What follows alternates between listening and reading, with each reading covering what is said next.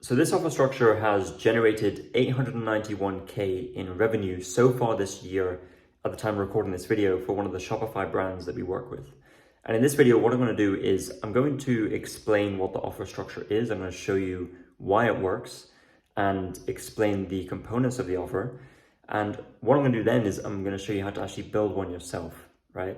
And then finally, I'm going to round off with how to actually test this offer and how to optimize it to improve the performance. Right?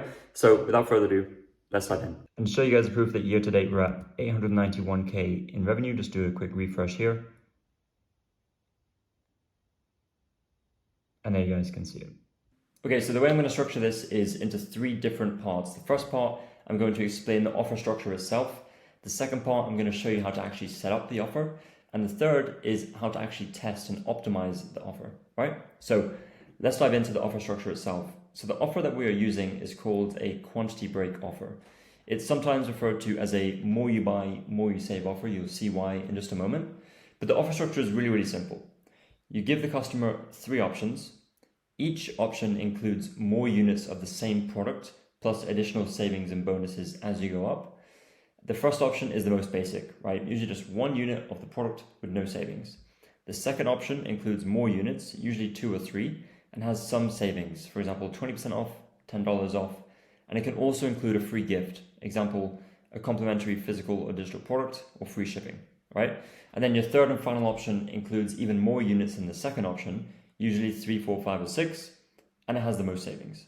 And this is the best deal. This offer always includes the free gift as well. So I'm going to give you some examples. The first one right here is a 1, 2, and 4 unit offer. And as you can see, the 4 unit offer is the best value, most popular. They actually don't have any savings on the second. But as you can see, this is one of the most attractive where you get 1 free, which is 25% saving. And it's always good to show the unit cost here as well, right? The unit cost for each of the products, right? So if you're giving them more units, but at a discounted rate, the price per unit is better, right? So it's good to show that as well. Here's another example where someone can buy 1, they can buy 3, and they can buy 6. And as you can see, 1, no savings. The middle option where you can buy 3, you get 50% off and a free gift. And then this one where you can buy 6, you get 70% off plus a free gift, okay? And you can see that the price per unit is here as well, $22 each, $19 each. And this is really attractive, and it's based on human psychology because people are looking at the total, yes, but they're also looking at the unit price and they're comparing it to the first one, right? So it looks cheaper as a whole as well, like even though the total is higher than the first option, but the unit price is much lower, and it creates this psychological savings in the mind where like this is much more attractive, okay? This is another example where you can buy 1, you can buy 2, and you can buy 3. So you can buy 1 and get no savings, you can buy 2 and get 25% off plus a free gift, and you can buy 3 and get 30% off plus free gift and free shipping. So you can see that the value in terms of what the customer is saving, what they're getting, it's always increasing as they buy more, right? And this one, they typically focused on making this middle one more attractive. We're going to talk about this towards the end of the video, why this is important. But you can see as well here that they're doing the per bottle savings, right? So with these examples, you may be thinking, well, this only applies to consumable products. This only applies to supplements. This only applies to food and beverage. It only applies to anything that you consume. It could be cleaning products, beauty, skincare, any of that. But it actually also applies to physical non-consumable products as well. So here's an example from this pillowcase brand where they have 1, 2, and 3 plus 1, right? So you buy 1, you save 30%. You buy 2, you save 40%. You buy 3, you get 1 free, and you save 55% as well. So you can really get creative with, if you run a brand where the product is not like a consumable product, it's not something that someone can actually consume and use up and finish, you can still have some sort of offer like this. I've seen it also in apparel, in clothing, furniture, you can get creative and apply it to pretty much any type of brand and product, okay? So moving into how to actually set this up. So the first thing is to use the Kaching Bundle Quantity Breaks app for Shopify. Just type this into the search bar and search it, you'll come across it. This is the one that we use. Works really well. The second is you want to run your COGS, your cost of goods sold, to understand what you can offer as a discount and what you can offer as a free gift in your offers. Okay, so you don't just want to come up with random offers. They need to be based on your margins, just to understand like what can you actually offer and at what price and what discount. And another thing you want to keep in mind is that the more units that you offer, it may mean that you need to ship heavier or larger packages or both, and that can increase shipping costs. Okay, so the weight, yes, the weight is going to go up, but you also want to build your offer around, if your product is larger in size, if, for example, if you have to send 4, maybe the breaking point is like, if they order 3 units, you can send it in the smaller package, right? Everything fits in the smaller package. If someone buys 4 units or more, you have to send a larger package, right? And maybe 4 units is like not a good quantity for you because you have to pay more for the shipping and you're not getting a lot more in margin from that extra one item, right? So maybe you want to build it around 1, 3, and 6, or 1, 2, and 3. You got to be creative with that as well, but just keep this in mind because that can increase your shipping cost and overall cost.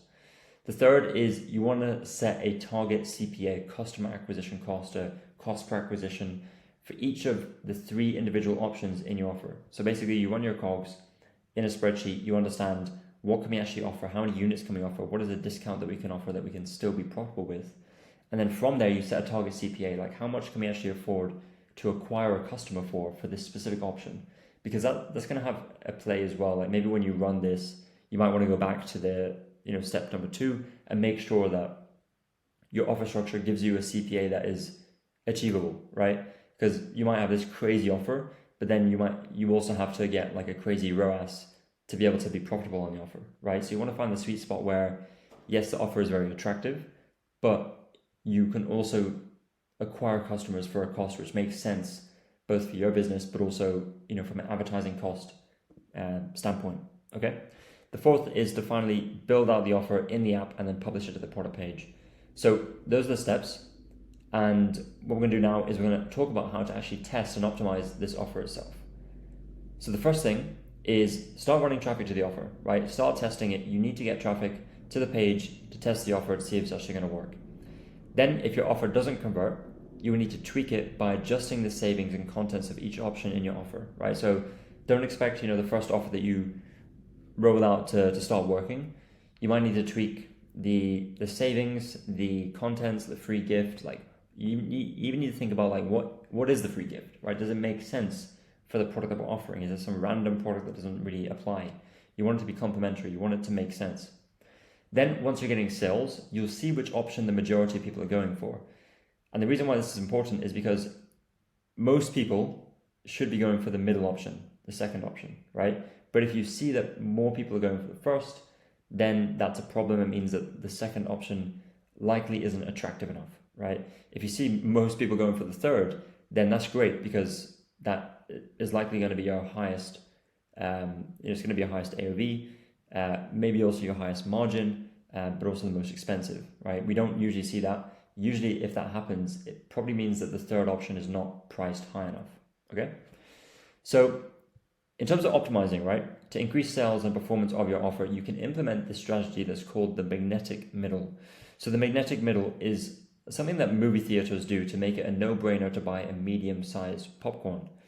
They price the medium size just above the small size, so the customer sees that they're getting a lot more popcorn for just a few extra dollars. And the medium-sized popcorn hardly costs the movie theater anything, right? So it's mainly extra profit. And you can apply this to e-commerce by positioning the second option, the middle option, as higher value than the first option, right, in terms of what the customer is actually receiving, but not a huge increase in price from the first, right? So you don't want to put it out of reach. You want to make it a no-brainer for them to go for the second option, and that should be a win-win for you and the customer, all right? So hopefully this is something you can employ to your offer as well. And yeah, that's it. Hope this was helpful, and I'll see you in the next one.